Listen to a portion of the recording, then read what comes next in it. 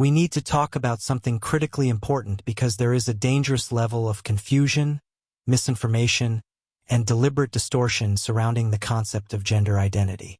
Too many people are being misled by false narratives, manipulated by those who seek to turn a fundamental human reality into a political weapon. This is not a matter of opinion or debate. It is a matter of truth, human dignity, and the right to exist without being erased or undermined. The lies being spread are not harmless. They have real consequences, affecting lives, policies, and the safety of countless individuals. It is time to set the record straight. Gender identity is not an ideology. To understand this, it is necessary to first define what an ideology is. An ideology is a system of ideas and ideals that forms the basis of economic or political theory and policy. It is a framework of beliefs, often rigid and dogmatic, that dictates how people should think, act, and govern their lives. Ideologies impose structures, enforce norms, and demand adherence to predefined doctrines. They are imposed from the outside, shaping collective behaviors and social institutions. Gender identity, on the other hand, is not an external imposition, nor is it a theoretical or political framework designed to dictate behavior. It is an intrinsic part of human existence, an internal experience of self that exists regardless of any ideological or political stance. Gender identity is deeply personal, emerging from a combination of biological, neurological, psychological, and social factors. It is not something that is imposed, nor does it require external validation to exist. Throughout history and across cultures, people have identified in ways that transcend simplistic binary notions of male and female. The fact that transgender and non-binary people exist across societies, independent of modern political movements, demonstrates that gender identity is a fundamental aspect of human diversity rather than a recent ideological construct. Attempts to dismiss gender identity as an ideology are a deliberate strategy to delegitimize the lived experiences of transgender and non-binary people, reducing them to a political debate rather than recognizing them as real human beings with real needs. The existence of people who detransition does not invalidate gender identity. Detransitioning is a complex phenomenon that occurs for a variety of reasons. Some detransition due to external pressures, societal rejection, family coercion, or lack of access to resources. Others detransition because they realize that transitioning was not the right path for them. However, their existence does not undermine the reality of gender identity.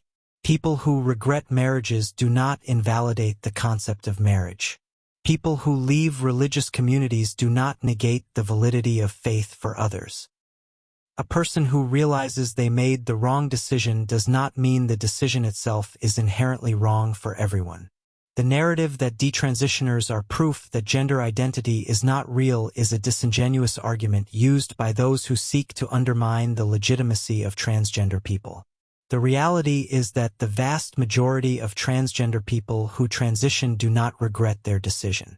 Numerous studies confirm that regret rates for transition-related procedures are exceptionally low, often lower than those for other medical procedures. Yet detransitioners are weaponized as if their existence negates the experiences of millions of transgender individuals who find transitioning to be life-saving. The deliberate amplification of detransition stories by anti-trans activists is not about concern for detransitioners. It is about using them as a tool to erase transgender people altogether. It is absolutely true that medical transition requires careful consideration. Some aspects of transition, such as hormone therapy, are reversible while others, such as surgeries, are not. Informed consent is a critical part of any medical decision. People have the right to make choices about their own bodies, and they have the responsibility to make those choices carefully. This is true of gender-affirming care, just as it is true of any major medical decision, from undergoing chemotherapy to receiving organ transplants.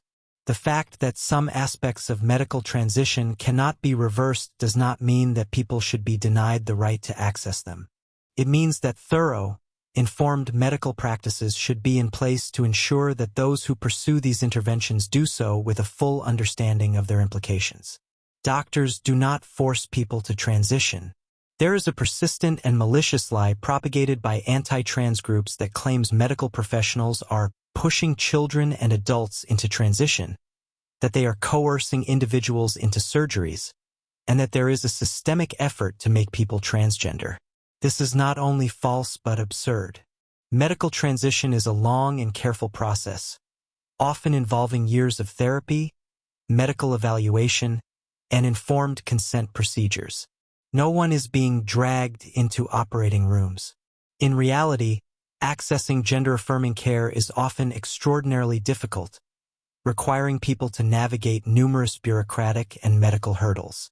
Transgender individuals routinely face barriers such as long waiting lists, insurance denials, and restrictive legal policies that make transition difficult to access. If there were truly a widespread effort to push people into transition, these barriers would not exist.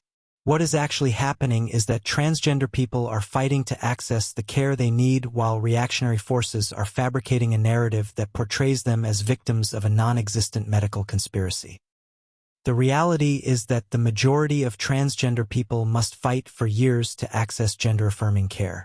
They are not being rushed.